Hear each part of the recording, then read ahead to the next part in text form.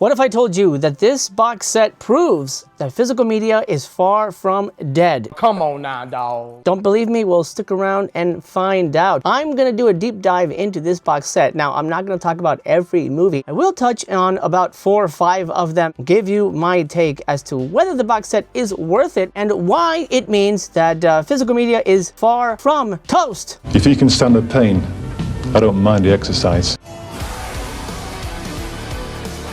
Hail to the king, baby.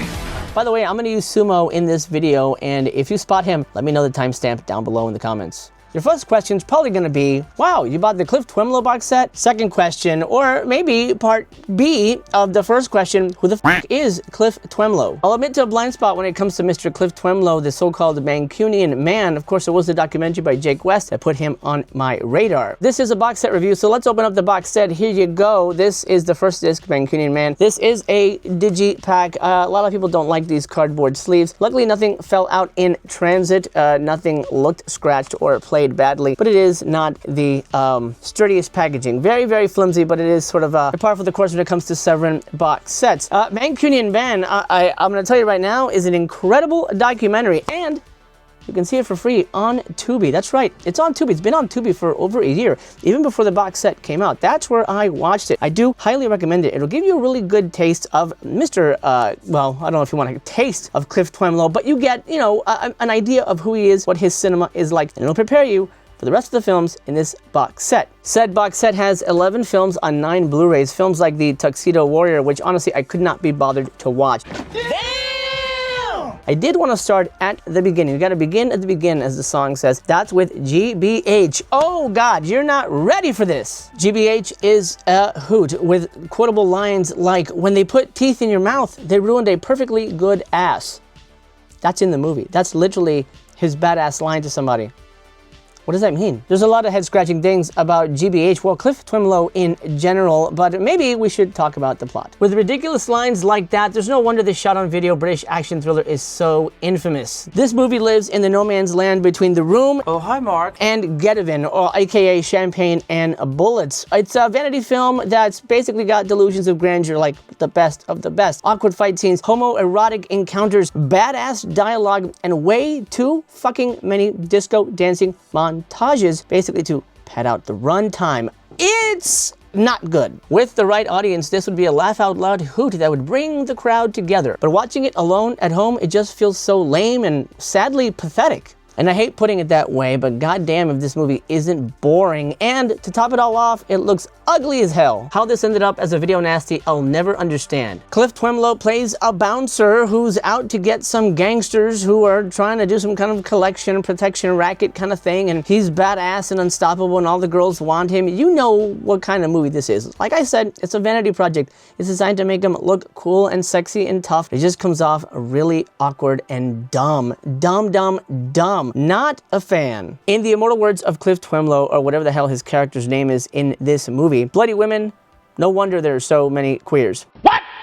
That's another line from this movie. What the f? Yeah, it's filled with stuff like that, but it's not good. Shockingly, not good, mainly because it just looks like ass. 2 stars for G.B.H. It's not as fun as it looks. I'm gonna skip past Target, Eve Island, and the Ibiza Connection, as well as African Run. Don't worry, you're not missing anything out. I do want to focus on Moonstalker, which is the one that had my attention the most. Look at that little guy. Look, he pulls his gun out. Look at that, yeah. Also known as the lamest, dullest werewolf movie ever made. Yes, even worse than Vinegar Syndrome's Moon of the Wolf. Is that what it's called? Anyway, it doesn't matter. This sucks! And I'm 2 movies into the goddamn box set, and I'm already regretting this purchase. And honestly, it's Cliff Twemlow's fault. But stick with me, because I'm gonna explain why this proves physical media is far from freaking dead. Come on, man. This god-awful movie is apparently a werewolf movie, but it's made by people who have clearly never seen a horror movie to begin with. It's a painful bore filled with stupid dialogue, stupid characters, a molasses-like pace, and frustrating off-screen kills. Look, I'm a low-budget filmmaker, so I get it. I've been there. I know it's hard to film kill scenes. They take time, and time is a luxury sometimes we just don't have. Actually, honestly, we almost never have.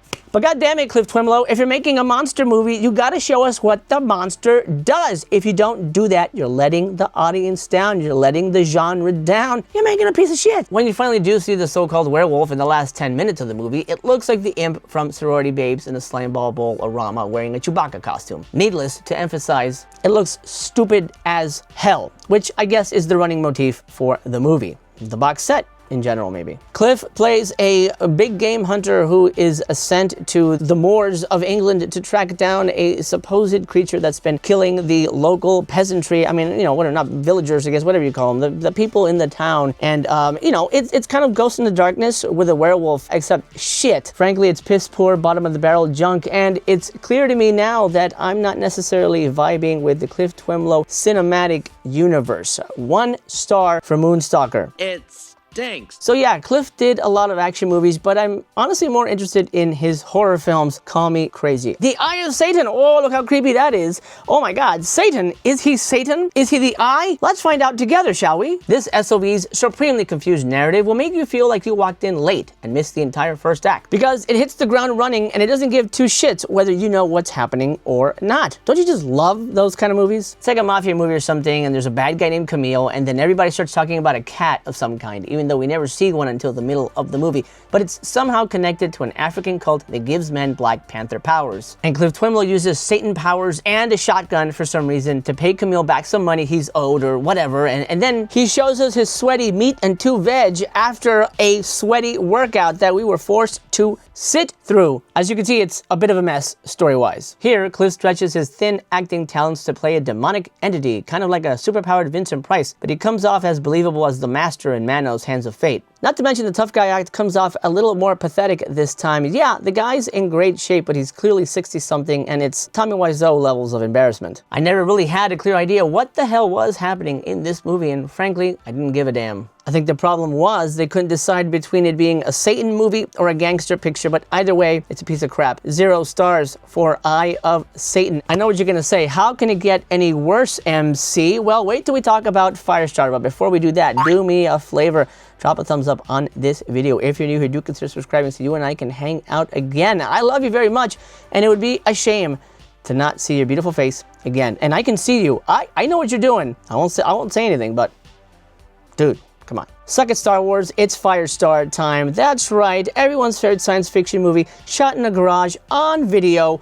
It's not great. This would be adorable and charming if it were made by high school kids, but the fact that this was made by 50-year-old men and that they thought this piss-poor and embarrassing alien ripoff would be cool makes this absolutely the lamest damn thing ever created by so-called human hands. I hate to put it this way, but it's like that one-time Aunt Myrtle baked turtle turds, and it was not delicious. Look, if this were shot on film, I'd go a lot easier on it. But because it's a rough-looking SOV full of nonsense moments, and the effects are so embarrassingly cheap, especially the exterior shot, which they keep cutting to because I guess for some reason they think it looks amazing and it's gonna blow people's minds. It doesn't blow anyone's minds, but I have to judge it for what I see. And what I see is a pathetically bad movie. Perhaps the worst in the box set. It's your basic alien on a spaceship movie, and you've seen it done a million times before and a million times better. This is the definition of god-awful. There's no surprise on my score here. 0 stars for Firestar, but we're not done with this box set. And yes, I promised to explain why this proves that physical media is far from dead. It's gonna be here for a long, long, long time, even if this means more Firestars and Moonstalkers. And guess what? G.B.H. 2. You know what time it is?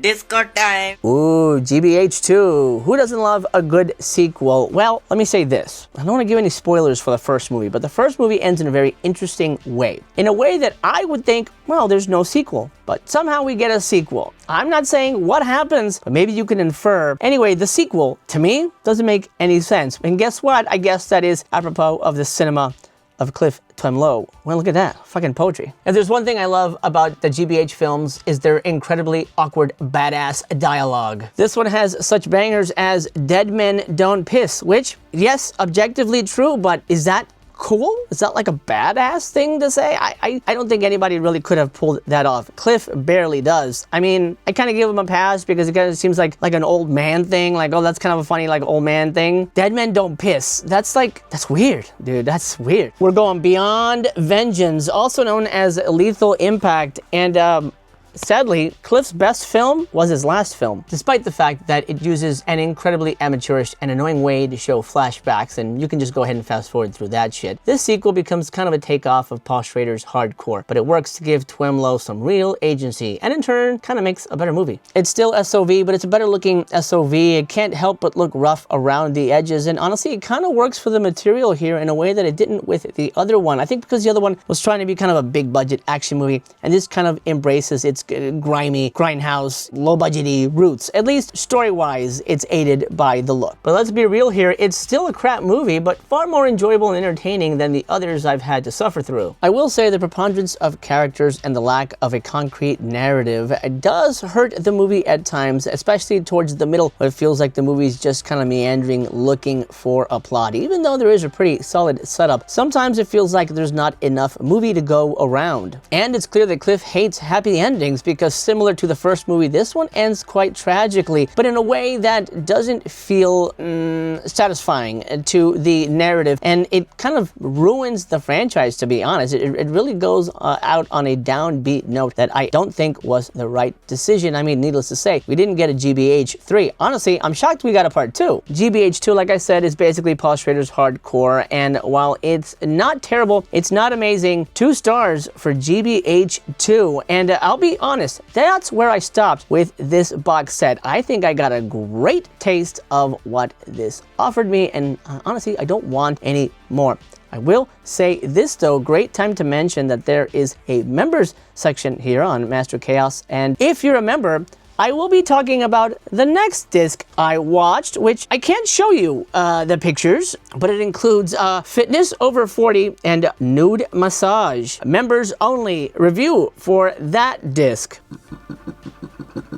I hated it. I don't recommend this box set at all. If your tastes align with mine at all, or if the footage you've seen has convinced you either way, well, let me know in the comments down below what you thought and whether you've decided to pick it up now, or maybe I've tickled your fancy. Maybe I've warned you away. Either way, that's where I stand. That's my opinion. I don't recommend this box set, but I'm going to tell you right now, this crazy bunch of movies proves that physical media is far from dead. I've kept you waiting long enough, so here we go. If the films of Cliff Twemlow, this bodybuilding bouncer from the UK, if his SOV films can get released in this beautiful box set, lovingly, well, I guess restored as much as you can, lovingly, I suppose, well, with special features and documentaries and a CD and all this crazy stuff, if this can get released in this day and age, how can anybody say that physical media is dying? There's no way. This thing goes for over $100. $100 for this stuff, which honestly should have disappeared. Look, I'm a filmmaker. I know it's hard to get your movies released, and sometimes movies vanish. Nowadays, there are more movies than ever. This, of course, is famous because G.B.H. was a video nasty, so I guess there is that feather in its cap. But this collection of movies shouldn't exist. The fact that it does proves that physical media is far from dead. Rest easy, physical media fans. We're okay. Physical media is going to be here for a long, long time. As a matter of fact, I mean, we've seen the resurgence of vinyl of all things. That's in stores. You know, there'll eventually be a swing back around. We will be fine. Okay, brothers and sisters, I hope you enjoyed that. If you haven't seen my Lamberto Bava box set review, another Severin box set, do go check it out. And if you own the box set, if you've seen the films, share your opinion with me. I'd love to keep the conversations going beyond the videos. For now, Peep Poop, it's time to say goodbye. Thank you so much for hanging out with me. Do drop a like on your way out if you haven't already. And I'll see you in the next video. Until we meet again, take care of yourselves. See you at the movies.